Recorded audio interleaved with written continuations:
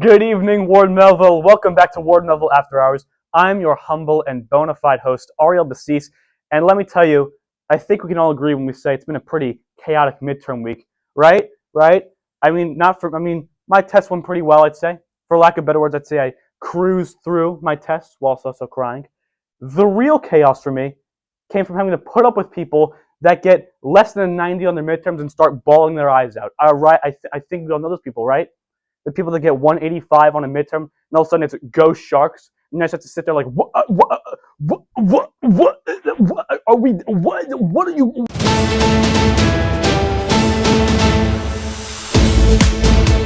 In a much-needed surprise and an excuse for me to finally be able to roleplay as a squirrel. I don't roleplay as a squirrel because that'd be weird, and something I definitely don't do behind the scenes of making this show. Long Island is preparing for one of its biggest snowstorms to hit this weekend, which, knowing Long Island, would be pretty par for the course if the weather actually heated up this weekend. But they're predicting as much as a whole foot of snow to come our way. A whole foot of snow, which for Long Island means between 2 inches and it melted before it landed. Regardless, you will still see me snuggled in my room with more layers than Met Galleriana. If I'm not actively sweating while doing nothing, there's something wrong. Midterm week has officially concluded as of Friday. The days of stress, sleep, and convincing your friends that your AP micro test was easy is over. And much like all of you guys, I've learned my lesson when it comes to making terrible decisions on classes to take. I didn't even want to be a doctor. Luckily, it was only a half-year course, and I told myself, I said, Ariel, the second you finish that class, the second you walk out of the final, you will not go haywire on your class binder. But here's the rookie, Ariel Basis, making his second start of the season since chemistry. And let me tell you, he's been absolutely prolific during this season. And let me tell you, this binder is about to go hasta la vista. The suspense is building. Here's the windup. Here's the toss-up. And it's absolutely demolished. Another peak performance for Ariel Basis. you could say I got pretty creative this time because my testimony for my love of science must involve a baseball bat. Public service announcement. Juniors. Junior prom is coming up on March 6th. And from what I've heard, attendance is usually poor. Now, I'm not here to force you to go.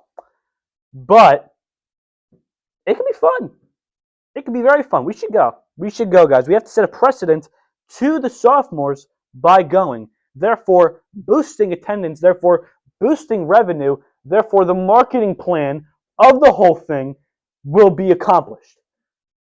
See, that's what you learn in school, kids. Now, it's also at the Meadow Club. From my experience at the Meadow Club in 9th grade, this place is everything. The Meadow Club is everything. A bartender that only makes Shirley Temples. A DJ that plays Cupid Shuffle, Cha-Cha Slide, and TikTok music. Plus, it has an outside and an inside. So, that's three reasons. Okay, seriously, like man-to-man talk, all jokes aside, guys, come on, we should go. What are we doing here? Let's just go. Have a good time. Dress up. No pressure. There's a bunch of pressure, but like no pressure. What? Got behind the camera, guys? What? Wrap it up. Okay, fine. My name is Palin. I sell auto parts. Whoa. I'm so sorry. I don't know what got over me. Maybe this next piece of news. Because coming in February, Impractical Joker star Sal Vulcano, more professionally known as Tonka Jahari, as well as other nicknames such as Dr. Shrimp Puerto Rico, Cranges McBasketball, Pal, and Jacrispy, he's coming to Stony Brook University for his new stand-up performance, which means he's either really bored or really needs the money. Either way, this is going to be the best thing Long Island has had in a while. Long Island doesn't really have much. What does Long Island have? Let me rephrase. What has Long Island had? Stratton Oakmont? Just a couple days ago, Harry Styles announced that he's releasing his new album, Kiss All the Time, Disco Occasionally, in May, and just released his new single, Aperture, this past Thursday, which now brings us to our new segment.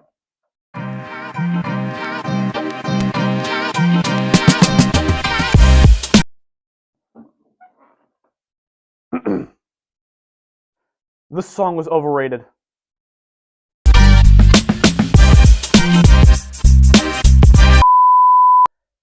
As well as that, the new music video is definitely up on the charts of most confusing video ever of all time. But with that, I have royally pissed off at least half my followers. But that concludes what's happening after hours. When we come back, we speak with Little Mermaid star Lily Meshi. Don't go anywhere, folks. We are currently here in our quaternary studio, and ladies and gentlemen, we have a special guest tonight. This person stole my name, first off, and also is the head of productions for Players. Please welcome onto the show, Lily Meshi. Hello. Thanks for having me. Absolutely. How you doing, Lily? Good. How are you? Awesome. So, what the hell, Lily? You stole my name. Is this true? But you are playing Ariel in The Little Mermaid. Mm-hmm. So how's that going so far? It's so much fun. We're having a great time. So, what currently is going on in rehearsal right now as you're preparing for this huge role? Obviously, you must be feeling immense pressure right now. My name's on the line here. This is true. I know. I gotta uphold your status with your name. No, we've been working on just kind of getting a full run. We finished the full run yesterday. So we're just gonna kind of keep doing full runs until we get it pretty close. We have Sits Probe next week where we work with the pit for the first time and do all the transitions and everything. And how you've been? How's the other people currently doing? They're good. We're interacting. We're doing exercises. We're getting to know each other. Yes, it's nice to be off book, and even though we're calling for lunch, sometimes it's nice to not have a book in front of our faces when we're acting. And when's the show again? The 5th through 7th of February. So I'm curious. I've had about 5 seconds of my acting career. That was Plays in the Day. I was the dad, and I was the narrator. And I wrote myself in because I was like heavily pushed to do that. You have obviously more acting experience. How long have you been acting for? I've been acting since I was probably 10 or 11. So when did you start, like, I want to act. This is my goal. I want to be on stage. I think it was probably when I was like 4 or 5, and my cousins were always in shows at Smithtown Theater, and so I would always go see them for Christmas, and I kind of just like fell in love with it, and I wanted to do what they were doing. And so as soon as I was like old enough to be in a show, I auditioned at our elementary school, and I was like, yeah, this is what I want to do. Do you remember what show they did? It was Frozen Junior, and it got canceled because of COVID. Oh, no. But it was still a great time while we had it. And so on top of that, you're also head of production at Players. What goes into being head of production at Players? So I kind of work on all different things. I work on creating the playbills, the tickets, the posters. I also run concessions out in front of the LGI for the show, and we sell the tickets and everything like that. And you just finished up Charlie Brown. I actually just interviewed my friend Josie, Jose. She's behind the stage right now.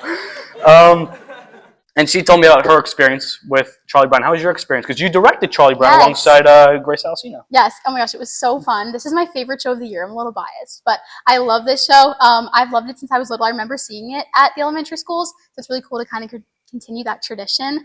And I just think it's so fun. The kids are the cutest things ever. They obsess over Snoopy, and it's like my favorite thing to watch them just get so excited. And you felt some kind of wave of nostalgia the second you got to your elementary school? Definitely, Which one was that? Mount. I went to Mount, and I saw all of my old teachers, and it's really nice to see even some younger teachers that I know from like different things in the district, see the work there, and it's really fun to see them. Oh, Mount. Nah, I'm biased. I'm a Minnesota kid. I just grew up there. I moved from Mount Sinai to there in fourth grade to 6th grade, and then COVID happened. Well, we're a bit cut for time here, but one more question before you have to go. Any future projects you're working on, maybe in college? How's that going so far? My goal is to study musical theater in college. My goal is to get a BFA in musical theater. So I'm in the process of auditioning right now. So hopefully we will see in May where I go.